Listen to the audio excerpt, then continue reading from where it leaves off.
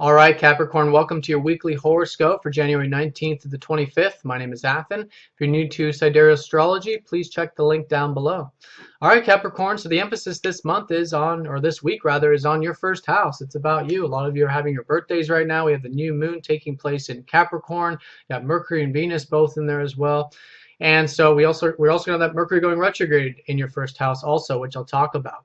But before I do, let's go ahead and continue with this whole Uranus-Pluto squaring the North Nodes energy that I've been talking about. It's going to be very important because on Monday through Wednesday, we've got the South Node going conjunct over Uranus, which is suggesting something being released. The South Node has to do with the past lives, but just past energy in general, in order for us to move into the North Node, which is the future, our destiny. So that North Node for you has been in your ninth house, which is about your life path, expansion, and everything else ninth house related. But to move in that direction, there is some releasing that needs to take place on some level, and usually that just means a conscious orientation. Something needs to be consciously reoriented, you might say.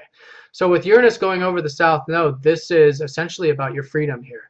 All the slow-moving planets, including Uranus, have to do with releasing, and then through that releasing there's this freedom. Especially Uranus, we can really feel that freedom. So as you start to release any of these old notions, you'll notice that that freedom is coming about.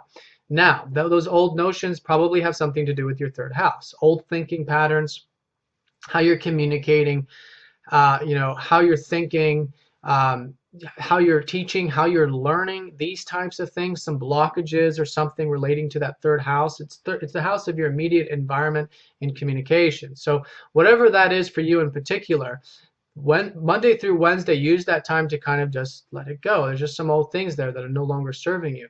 And know that you already have the freedom in your life to really enjoy yourself. That's what Uranus is showing you. And then naturally, as you release those things, that freedom will come about. That freedom that you already have, that's already there. There's nothing you need to do in that third house, in other words, to get the freedom. That's what the South Node shows us. It's not about moving in that direction anymore. It's about moving into the ninth house direction of philosophy, adventure, travel, expansion. So Monday through Wednesday, very important there. Now, also on Monday and Tuesday, we've got Mars going conjunct over Neptune, and this is taking place in your second house. Second house is of finances, resources, your sense of self-worth, and abundance. So with this kind of aspect, you probably have been very motivated about finances lately with Mars going in there. But then Neptune is saying, okay, you know what, maybe you need to take a little bit of this sort of surrendering approach and just let go and allow the universe to unfold in this area. So it's definitely a learning taking place here Monday, Tuesday in regards to that of just letting go and allowing the universe to sort of guide that part of your chart for you.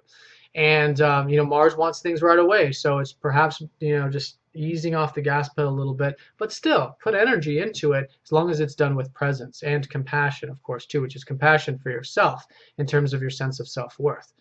Now, also on Monday, we've got Venus going opposite Jupiter in your first and your seventh house. So with this new moon and all this energy in your first, it's balancing it with relationships. You guys have had a lot of opportunities with relationships with Jupiter transiting your seventh.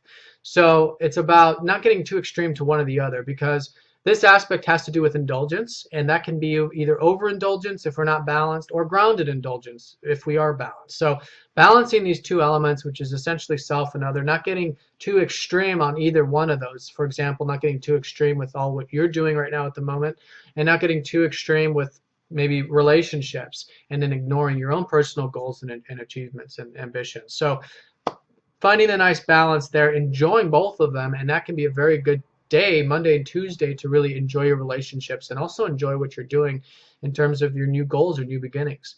Now on Tuesday, we've got the new moon taking place in that first house, followed by a Mercury retrograde on Wednesday. So what this signifies is with this new moon is there's something new, especially in the first house. It's just generally something new because that's what it's about, first house. So it's new goals, new ambitions, new outlook, a new you even in many ways.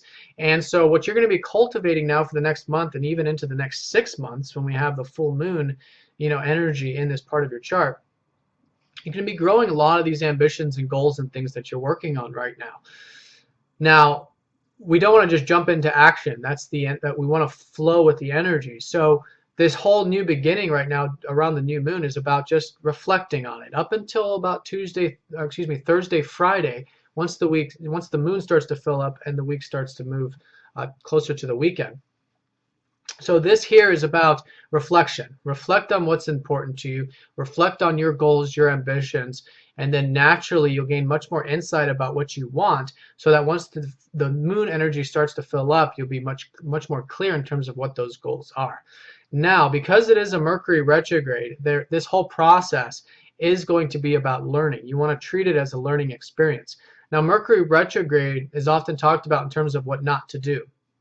And it's not like that. Mercury retrograde is about treating it as a learning experience. So whatever these new beginnings are that you're working on, all the way through February, treat it like a learning experience. You want to take baby steps. You don't want to jump into it. You want to allow yourself to make some mistakes and to learn in the process and learn through the experience. So if you treat it that way, you'll learn a tremendous amount about yourself. You'll learn a tremendous amount about your goals. And overall, you'll be in flow of this whole energy.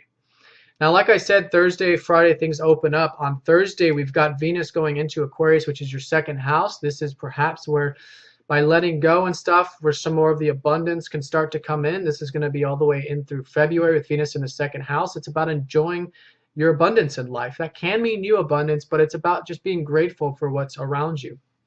Enjoying the abundance that you have of what's around you. And then naturally that will bring in more, or at least the awareness of more, and an awareness of more of what you had, which perhaps you weren't aware of before. So enjoy the beautiful things in life, enjoy the sensual things in life. That's what Venus is going to be showing you, you might say, over the next few weeks. Now the Sun is going to go sextile with Saturn here on Thursday and Friday. This is the last aspect of the week. So this is where things start to open up with the full moon, with the new moon. The energies start to raise up. And then this easy aspect with Saturn, your ruler, is suggesting an easy flow of energies here. So if you've taken the time around midweek, early week to reflect, Thursday, Friday, this is when the gates start to open up and the energy starts to flow very nicely. So this is where you want to start to implement it and move forward. And then you got Saturn on your side with the easy aspect, creating the nice flow and support for you. All right, Capricorn, well, I hope you guys have a fantastic week. I want to thank you all for all of your support. If you'd like a personal reading, please get in touch, and I will talk to you all next time. Take care.